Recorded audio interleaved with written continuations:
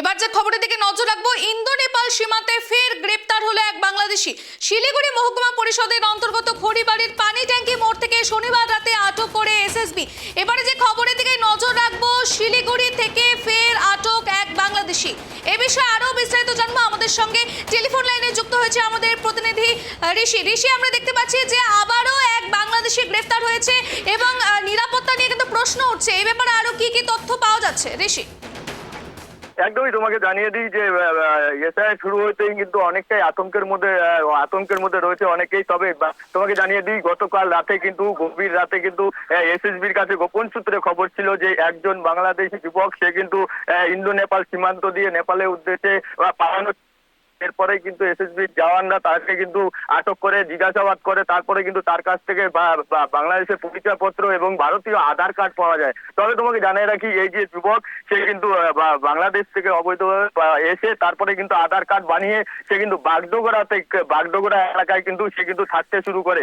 তবে গতকাল সে কিন্তু নেপালের উদ্দেশ্যে পালানোর চেষ্টা করছিল। ধৃত হেমন্ত চন্দ্র রায় দিনাজপুর জেলার বাসিন্দা। ইতিমধ্যে কিন্তু এসএসবির তরফ থেকে তাকে কিন্তু খড়িবাড়ি থানার হাতে দেওয়া হয়েছে। আজ কিন্তু তাকে কিন্তু শিলিগুড়ি মহকুমা আদালতে তুলে তাকে কিন্তু রিমান্ডে নিয়ে গোটা ঘটনার তদন্ত শুরু করবে খড়িবাড়ি থানার পুলিশ।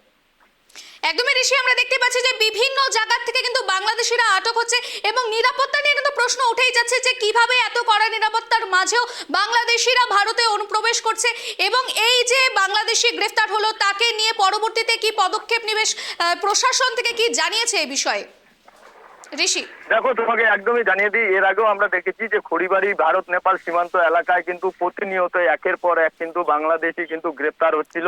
তবে বিদেশি নাগরিকরাও কিন্তু নেপালে পাচারে যখন যাচ্ছিল তখনও কিন্তু তাদেরকে দেখা হয়। চায়নার বিভিন্ন দেশের কিন্তু নাগরিকরা এদিক দিয়ে পারাপার করছিল। সে সময় কিন্তু এসএসবি তৎপরতায় কিন্তু এই যে অবৈধভাবে প্রবেশকারীরা তাদের অনুপ্রবেশকারীরা কিন্তু গ্রেপ্তার করতে সক্ষম হয়। তবে এর আগেও বহু বাংলাদেশি কিন্তু এই খড়িবাড়ি এলাকায় কিন্তু বসবাস শুরু করে বিগত কয়েক বছর ধরে। এর আগে আমরা দেখেছি তাদের কাছে নথিপত্র তৈরি হয়। তোমাকে জানিয়ে দিই, কিছুদিন আগেই কিন্তু এই যে খড়িবাড়ি হাসপাতাল, সেই খড়িবাড়ি হাসপাতালে কিন্তু জন্ম মৃত্যু শংসাপত্র কিন্তু টাকার বিনিময়ে নকল করে বানানো হতো।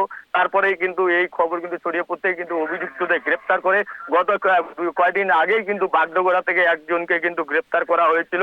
এই যে মূল পান্ডা, তাদেরকেও কিন্তু জিজ্ঞাসাবাদ করছে পুলিশ দফায় দফায়। তো তিনি পুলিশ সুপার প্রবীণ প্রকাশের সাথে এই বিষয়ে কথা বলেছিলাম, বলছে তদন্ত চলছে, বেশ কয়েকজনের নাম পাওয়া গেলে তাদেরকেও কিন্তু গ্রেপ্তার করবে পুলিশ। তবে এইভাবে অনুপ্রবেশকারীদের কিন্তু প্রতিনিয়ত যেভাবে নথি টাকার বিনিময়ে বানিয়ে দেওয়া হচ্ছে এবং ভারতীয় আধার কার্ড বানিয়ে দেওয়া হচ্ছে, এর পিছনে যে চক্র কাজ করছে সেই চক্রকে কিন্তু ধরতে কিন্তু তৎপর হয়ে উঠেছে পুলিশ প্রশাসন। ধন্যবাদ ঋষি।